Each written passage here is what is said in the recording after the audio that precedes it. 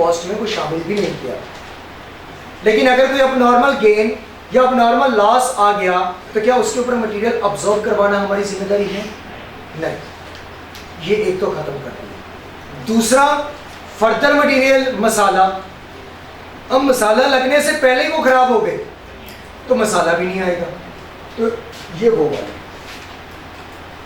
है, क्योंकि इसके ऊपर पीछे कॉस्ट पिछले पीरियड में जा चुकी होगी। मसाला लगता तो ये कोई इस प्रोसेस की चीज बनती, अभी तक वो भी नहीं हुई थी, इसलिए ये भी नहीं है कि जस्ट ओनली कन्वर्जन होगी अगर अब नॉर्मल गेन या लॉस आता है तो। और वो कितने परसेंट है? यूनिट्स कितने अब नॉर्मल लॉस के? 350। अब ये कन्वर्जन के एतबार से 50% थे नहीं, लेकिन इंस्पेक्शन के एतबार से तो रियलाइज कब हुए? जब इंस्पेक्शन की होगी। अब नॉर्मल लॉस या अब नॉर्मल गेन का पता तब ही चला होगा जब थाली उतार के उन्हें देखा होगा कि ये खराब हो चुके हैं या नहीं। तो वो 50% पे हमने चेक करना था, तो ये 50 पे रियलाइज हो गए। तो इसका हमारे पास कितना आ गया? 175। तो ये 175 करिए, बाकी ये नहीं आएंगे, इनका टोटल करिए। अच्छा, ये ऐड होंगे या लेस? अब नॉर्मल लॉस है, अब नॉर्मल लॉस है, मतलब ये ज्यादा हो गए तो इसे वापस लेके आना है, तो ये ऐड ही हो गए। अब नॉर्मल गेन होता तो लेस कर दो। टोटल कितना बन गया? 109। यहाँ भी 109, यहाँ 1084।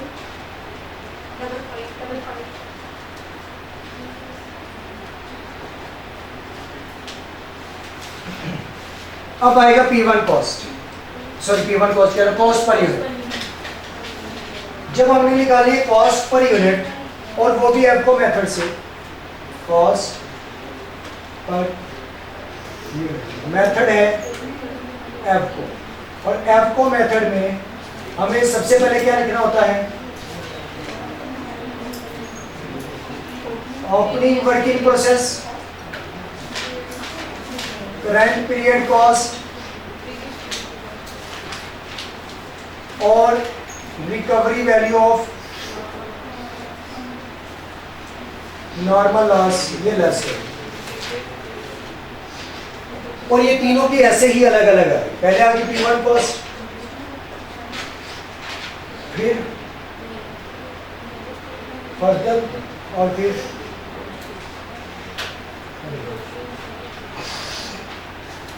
P1 कॉस्ट ओपनिंग की बताइए, कितनी बताइए जी?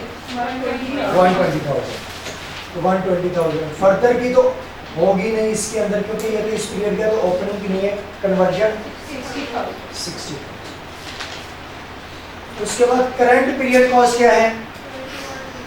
ये पिछले क्वेश्चन से निकाल के लाएंगे अगर तो P1 से क्वेश्चन को शुरू करेगा, लेकिन इसमें उसने कॉस्ट ऑफ ट्रांसफर इन बताया है तो वो यहाँ पर लिखी जाएगी, क्योंकि cost of transfer in basically P1 cost है कि जो पिछले प्रोसेस से कॉस्ट इसमें आई है। कितनी है? 21,100,000। और फर्दर 12,100,000। इसके सामने ब्रैकेट में कुछ लिखा है, इसीलिए ये केस नंबर 2 है। अगले केस में मैं ब्रैकेट में कुछ नहीं लिखवाऊंगा। फर्दर मटेरियल कॉस्ट होगी लेकिन उसके यूनिट्स नहीं होंगे। ये 3 केस हैं टोटल। एक केस ये है कि जिसमें फर्दर मटेरियल ऐड होता ही नहीं, वो कर लिया, वो तो सिंपल ही था।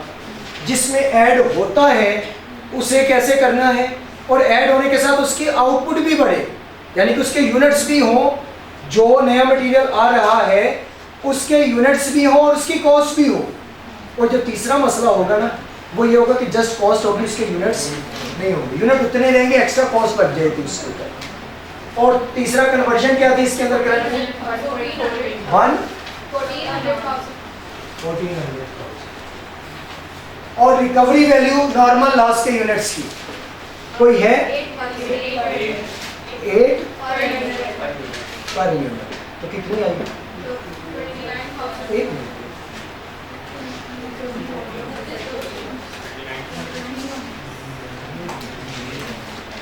इसके अंदर जो आपके पास कॉस्ट पर यूनिट, एक चीज एक लाइन मैंने और भी जुड़वाई थी, एक पेज जो कि न्यूमरेटर का था, कॉस्ट पर यूनिट का, वो लिखे पहले, क्योंकि अब कॉस्ट पर यूनिट पे है तो पहले वो कंप्लीट कर लें। देखिए कॉस्ट पर यूनिट जब इसकी निकालेंगे तो कैसे निकलेगी।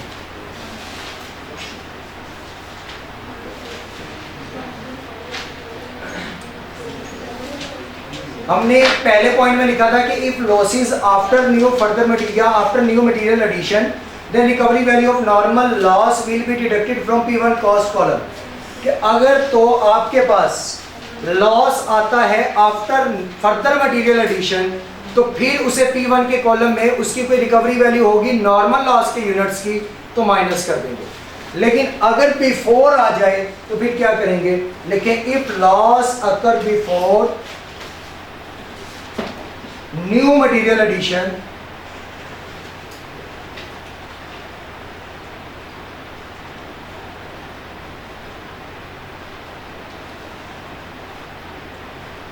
देन नीचे वाली लाइन पे आके लिखें current period P1 cost is equal to transfer in units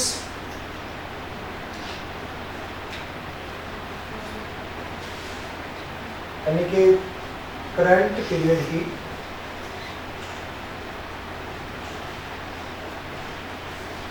cost जो P1 कॉस्ट के अंदर आएगी वो निकालेंगे हम transfer in units,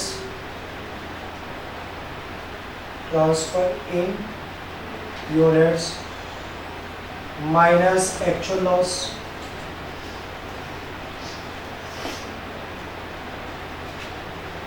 multiply by revised rate, revised cost per unit, cost per unit of transferring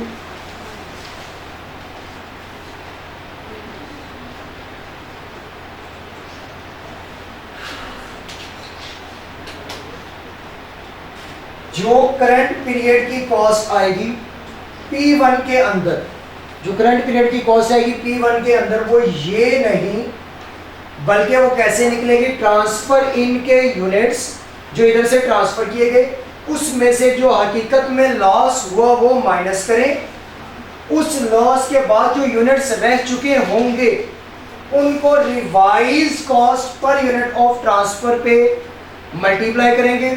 जबकि revise cost per unit of transfer कैसे निकाला जाएगा उसका formula, revise cost of transfer in units is equal to, जो आपके पास units है total cost of units, यानी कि ऊपर कॉस्ट रखेंगे नीचे यूनिट्स रखेंगे क्योंकि हमें पर यूनिट चाहिए, तो यहाँ पर आ जाएगा total cost of transfer in units minus recovery value of normal loss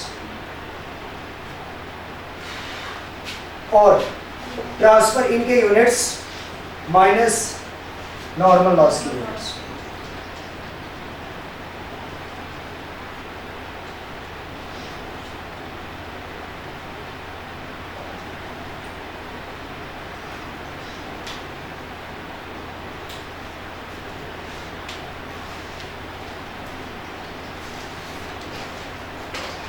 क्योंकि जो हकीकत में खर्चा या लॉस हो चुका वो ट्रांसफर इन से निकाल देंगे और उनको मल्टीप्लाई करवाया जाएगा रिवाइज्ड रेट के साथ कि जो बचे पड़े हैं कम से कम उनके ऊपर जो रेट अप्लाई किया जाए वो रेट ठीक होना चाहिए पर यूनिट। वो ठीक कैसे निकलेगा, जो हमने सोचा था जो भी कॉस्ट आई उसमें से जो लॉस सोचा था नॉर्मल लॉस उसकी रिकवरी वैल्यू माइनस कर देंगे और जितने यूनिट सोचे थे वो उस ट्रांसफर इनके यूनिट से माइनस करेंगे तो ये वो रेट आ जाएगा जो हमारे नॉर्मल लॉस की सोच के मुताबिक था।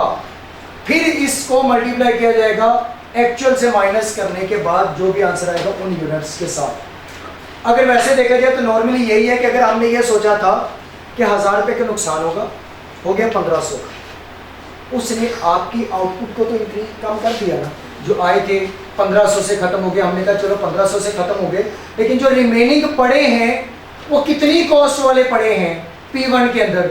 अगर तो हम कहें कि जो भी इनका एक रेट बनता है वो बेस 1500 माइनस करके निकाल लो, कहते क्यों निकालो, क्योंकि हमने सोचे कितने थे 1000, तो रेट जो पर यूनिट निकलना चाहिए वो 1000 के अकॉर्डिंग निकलना चाहिए, उस रेट से मल्टीप्लाई करो, उसको निकालने के लिए फिर वो वाला फॉर्मूला। और ये शुरू से हम करते भी आ रहे हैं, बेसिकली नेम रिवाइज का रख दिया गया है, वरना जो हमारी बेस या सोच है हमने अपनी सोच के मुताबिक एक रेट निकाला करते थे और उस रेट को हम मल्टीप्लाई करवाते थे उन यूनिट्स पे जो हमारे पास आ गए, बाकियों को एज एन एक्सपेंस या एज एन इनकम रिकॉर्ड करते थे। तो यही काम हमने यहाँ पर करके डायरेक्ट यहाँ लिखना है। तो अब यहाँ ये चीज़ नहीं आएगी, अब ये चीज़ यहाँ पर नहीं आएगी। ये सारा काम जो स्टार में हो रहा है वो यहाँ पर स्टार के लिए किया करेंगे, और ये स्टार सिर्फ एक ही दफ़ा इस्तेमाल होगा जब लॉस बिफोर फर्दर मटेरियल आएगा। आफ्टर फर्दर मटेरियल है तो फिर तो मसला ही नहीं है, बिफोर फर्दर मटेरियल है तो फिर ना तो ये आएंगे, और यहाँ पर जो आपके पास P1 के अंदर करंट पीरियड की कॉस्ट आएगी वो रिवाइज्ड कॉस्ट होके आएगी। जी करें अब और बताइएगा कितनी निकली।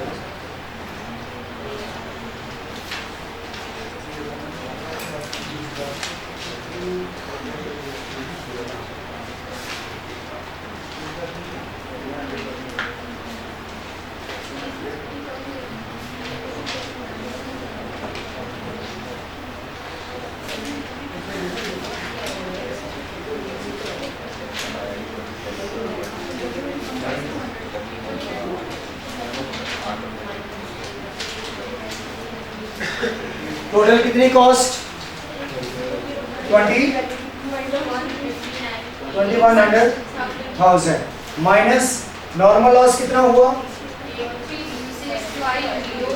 इसकी रिकवरी वैल्यू इनटू 8 करके बताएं। 29,200 यूनिट्स कितने माइनस 80 माइनस 3650, आंसर 31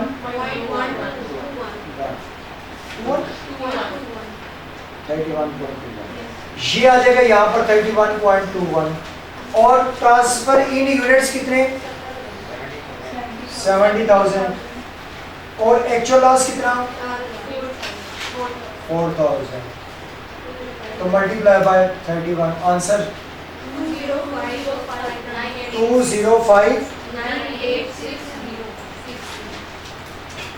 ये आपका रिवाइज वहां पर लिखा जाएगा 205,986।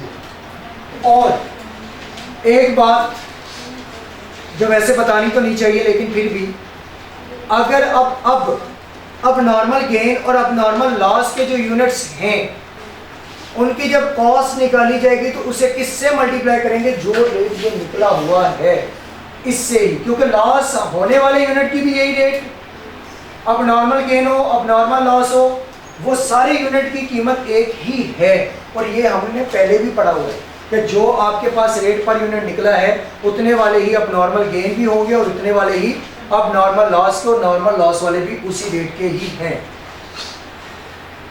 जी। अब रिकवरी वैल्यू यहाँ एडजस्ट होगी, अब यहाँ इसका कोई काम नहीं। बताएं पर यूनिट कॉस्ट।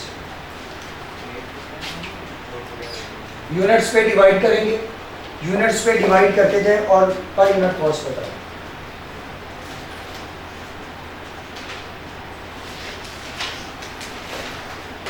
तो इस फिगर को जमा करें जी। 19.99 19.20 और नेक्स्ट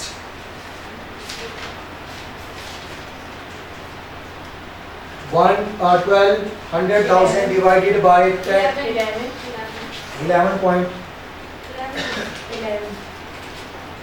Next 13.46